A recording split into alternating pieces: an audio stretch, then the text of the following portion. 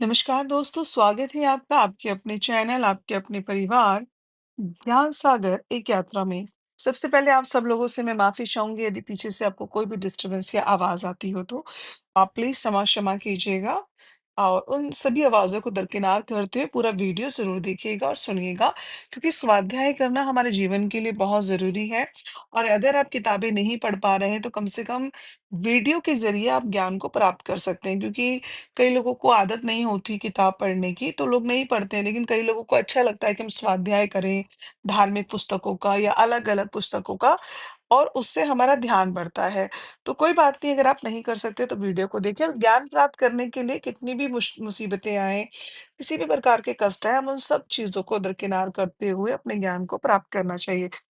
तो दोस्तों, ज्ञान सागर आपका स्वागत करता है। और आज हमारे यानी आपके और मेरे हम सबके इस परिवार इस चैनल पर जो आज का विषय है वो है आत्मा कब नया शरीर लेती है। क्या आत्मा तुरंत नया जन्म लेती है या उसे रुकना पड़ता है? तो आज हम यही जानेंगे। क्या हर आत्मा का पुनर्जन्म निश्चित है?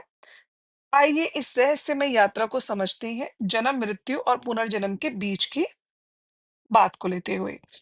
तो आज हम जानेंगे मृत्यु के बाद आत्मा की स्थिति। जब कोई व्यक्ति इस संसार से जाता है, तो सबसे पहले उसका शरीर यहीं छूट जाता है, लेकिन उसकी आत्मा, जो चेतना का स्रोत है, वह एक नई यात्रा पर निकलती है। हिंदू शास्त्रों के अनुसार मृत्यु के तुरंत बाद आत्मा प्रेत योनि या अंतराल अवस्था में जाती है। यह एक ऐसा समय होता है जहां आत्मा अपने जीवन की समीक्षा करती है। उसने क्या अच्छे कर्म किए, क्या बुरे। गरुड़ पुराण, भगवत गीता और उपनिषदों में बताया गया है कि आत्मा को अगला जन्म तभी मिलता है जब उसका पिछला जन्म पूरा हो चुका हो, उसके कर्मों का हिसाब किताब तय हो गया हो और वह अगली सीख के लिए तैयार हो। हम ये भी जानेंगे कि आत्मा को नया शरीर कैसे मिलता है। हर आत्मा का अगला जन्म उसे कर्म और संस्कारों पर आधारित होता है। हमारी जो भगवत गीता है हिंदुओं की, उसके अध्याय 2 में श्री कृष्ण कहते हैं, जैसे मनुष्य पुराने वस्त्रों को त्याग कर नए वस्त्र धारण करता है, वैसे ही आत्मा पुराने शरीर को त्याग कर नया शरीर धारण करती है। लेकिन यह प्रक्रिया तुरंत नहीं होती। आत्मा कभी-कभी 49 डेज से लेकर कई सालों तक किसी सूक्ष्म लोक में ठहर सकती है। कुछ आत्माएं जल्दी जन्म लेती हैं, खासकर अगर उनके कर्म अधूरे हों, उन्होंने आकस्मिक या दर्दनाक मृत्यु पाई हो, या उन्हें किसी से गहरा लगाव हो। तो ये तीन अवस्थाएं ऐसी होती हैं। वहीं कुछ आत्माएं वर्षों तक रुकती हैं, गहराई से सीखती हैं, फिर सही समय पर सही परिवार में जन्म लेती हैं। अब ये भी जान लेते हैं कि कौन तय करता है कि अगला जन्म होगा या नहीं। तो जी, हमारा अगला जन्म कोई भगवान सीधे नहीं तय करता। यह तय होता है हमारे कर्मों और हमारी इच्छाओं और आध्यात्मिक विकास के आधार पर। कुछ आत्माएं खुद चुनती हैं कि उन्हें कहाँ और किस परिस्थिति में जन्म लेना है, ताकि वे विशेष सबक सीख सके। उदाहरण के लिए, अगर किसी आत्मा ने पिछले जन्म में घमंड किया, तो अगली बार उसे विनम्रता सीखने वाले अनुभव मिल सकते हैं। जैसे कि उन्हें बहुत ही घमंडी पति मिल सकता है, या बहुत घमंडी पत्नी मिल सकती है, या परिवार में जन्म हो सकता है जहाँ के भाई बहन बड़े घमंडी हों, या माता-पिता बड़े घमंडी हों और उनका जो नेचर हो, वो बहुत ही विनम्र, बिल्कुल सबके साथ, जो उनके घर में उनके हेल्पिंग हैंड्स हों यानी उनके नौकर-चाकर, उनके साथ वो बहुत अच्छा पेश आते हों, और ये बात उनके परिवार वालों को पसंद ना आए, है ना? तो वो उनके ऊपर अत्याचार करें, उन्हें 2 बात सुनाएँ। तो इस प्रकार हो सकता है, और कई बार ऐसा भी देखा जाता है कि ऐसे परिवार में लड़का या लड़की किसी भी जो भी बहुत विनम्र है, और उनकी शादी एकदम अपोजिट बंदे से हो जाती है जो बहुत घमंडी है, उसको दिखावा बहुत पसंद है, छोटी-छोटी बातों पे गुस्सा कर जाना, मुँह फुलाए रखना, हट करके रखना, तो उसका अंदर एक बहुत ही अलग लेवल का घमंड देखने को मिलेगा। लेकिन जो सामने आप है, अब आप तो बदल चुके हैं, लेकिन आपको नहीं पता किसी जन्म में आपने यह सब किया है और यह जन्म आपको ऐसा मिला है जिसमें आप बिल्कुल अपोज़िट हैं। तो आपने जिस प्रकार लोगों को उस जन्म में दुःख दिया था अपने व्यवहार के वजह से, अपने नेचर की वजह से, तो इस जन्म में आपको उसका दुगना दर्द सहना होगा, क्योंकि आपने भी चुना। जब आप जाते हैं, मृत्यु होती है, जब आपको एहसास होता है कि आपने ये सब गलत किया है, तो फिर आपके मन में एक बार में एक पश्चाताप करने की भावना आई कि अब मुझे भी पश्चाताप करना है। मैंने जो किया लोगों के साथ, अब वो मेरी आत्मा ने सहना है, ताकि मैं उससे लेसन लेके अपने कर्मों को सुधार सकूं। तो आप यह सोच के धरती पर आए। अब आपको इससे डबल सहना पड़ रहा है। अब आपको चारों तरफ ऐसे ही लोग मिलेंगे जो आपको रुलाएंगे और आप रोएंगे। अब आपको हर एक चीज को संभालना है, बहुत अच्छी तरीके से हैंडल करना है। आपको रहना भी उन्हीं के साथ है, हँसना भी उन्हीं के साथ है, और वो आपको हँसने का कोई मौका देंगे नहीं। तो आप उस वक़्त में अपने लिए कैसे हँसने का मौका निकालेंगे, कैसे जीने का मौका निकालेंगे, कैसे खुद को सँभालेंगे, यही आपके लेसन हैं। आध्यात्मिक गुरुओं का मानना है कि यह ना पूरी प्रक्रिया एक आत्मिक स्कूल की तरह है। हर जन्म एक नया क्लास है। जब तक आत्मा पूरी तरह शुद्ध नहीं हो जाती, यह चक्र जो है चलता रहेगा। या अब ये भी जान लेते हैं कि क्या आत्मा को नया जन्म लेने से रोका रोका जा सकता है? हाँ, अगर कोई आत्मा पूर्ण आत्मज्ञान प्राप्त कर ले, जैसे बुद्ध या महावीर जिन्होंने प्राप्त किया, तो उसे पुनर्जन्म नहीं लेना पड़ता।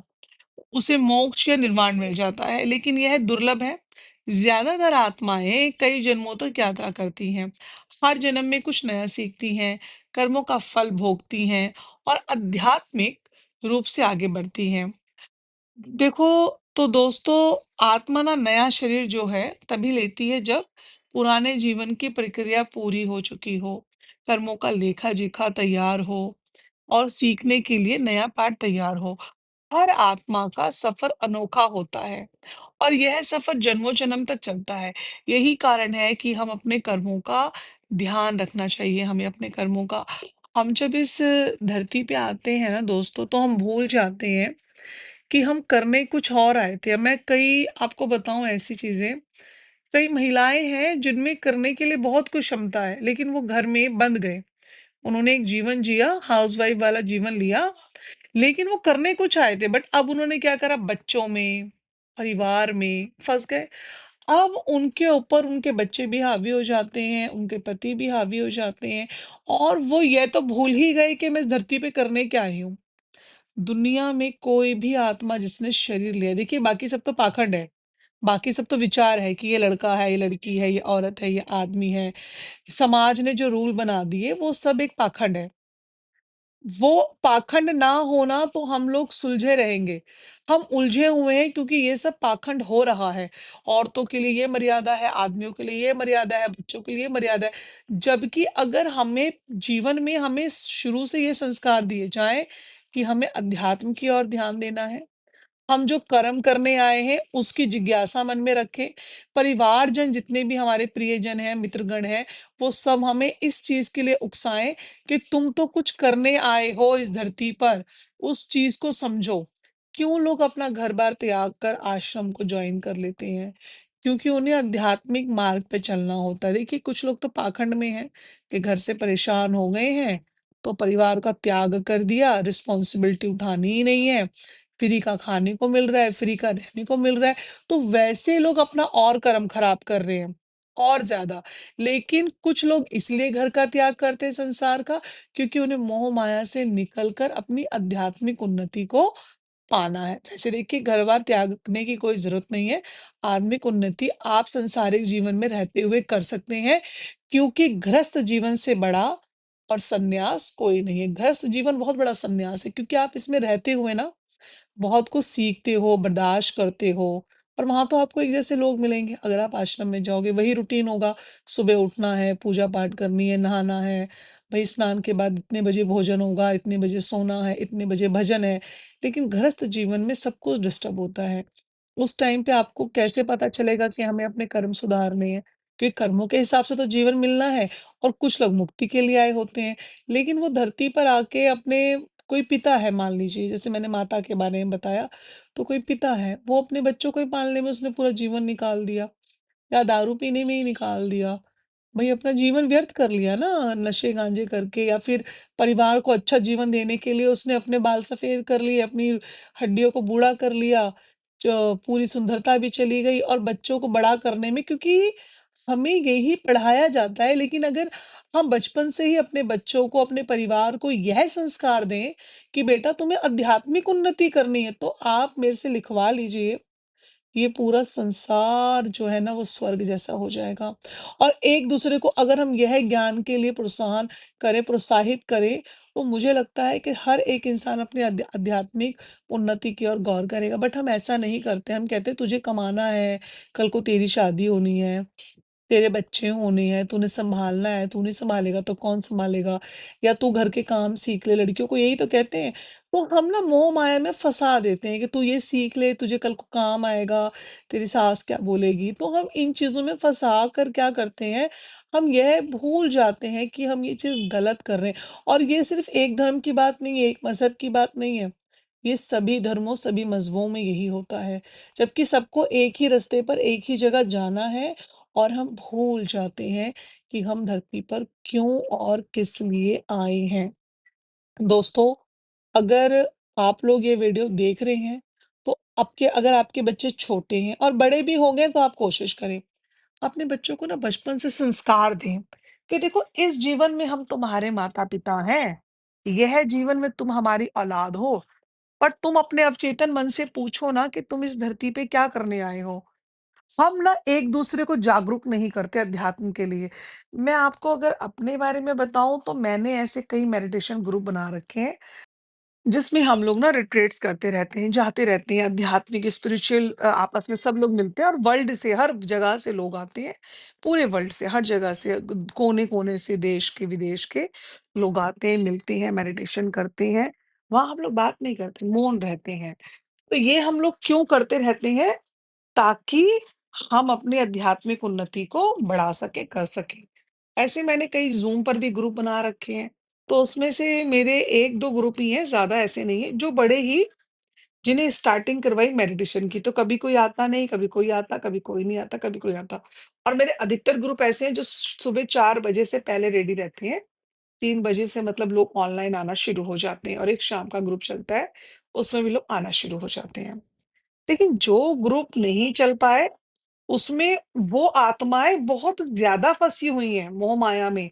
उनको स्पिरिचुअल देखिए वो जुड़े हैं तो इट मीन्स कि उनको स्पिरिचुअल वे में आना तो है, उनको चलना तो है अध्यात्म की ओर। वो उनकी आत्मा, उनका अवचेतन मन ये तो समझ रहा है कि भाई मैं ये सब करने नहीं आया जो मैं कर रहा हूँ या कर रही हूँ। मेरा उद्देश्य तो कुछ और है।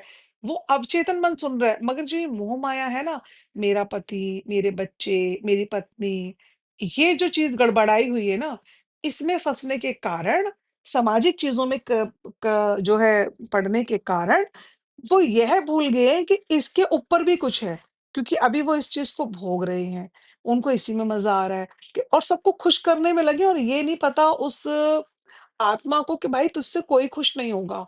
तू आज किसी को कितना मर्ज़ी खुश कर ले, खिला ले, पिला ले, परिवार को जितना मर्ज़ी कर, अपनी हड्डियों को बूढ़ा कर रहे हो।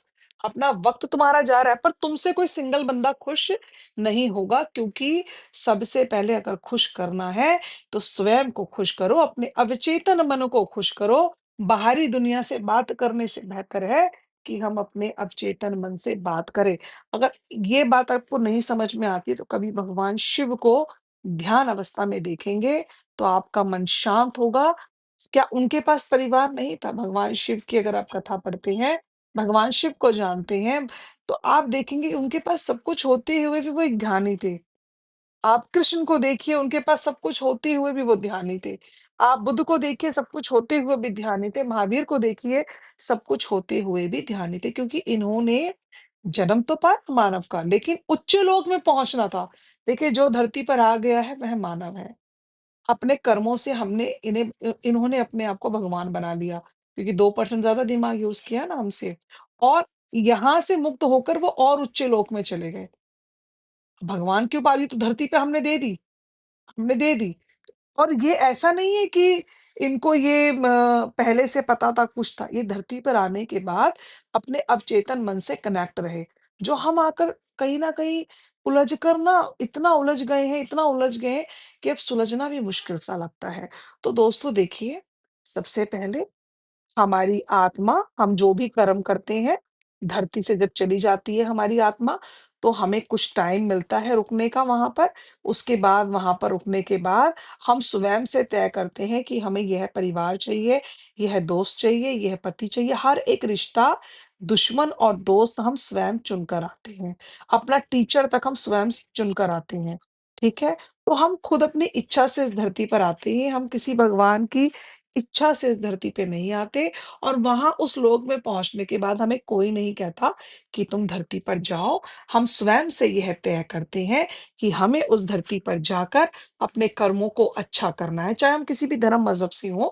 अधिकतर धर्म वाले लोग मानते नहीं हैं, लेकिन जो मानते नहीं हैं, उनको ये वीडियो सुनना चाहिए, उन तक पहुँचाएँ और जो मानते हैं, वो अपने ऊपर काम करें।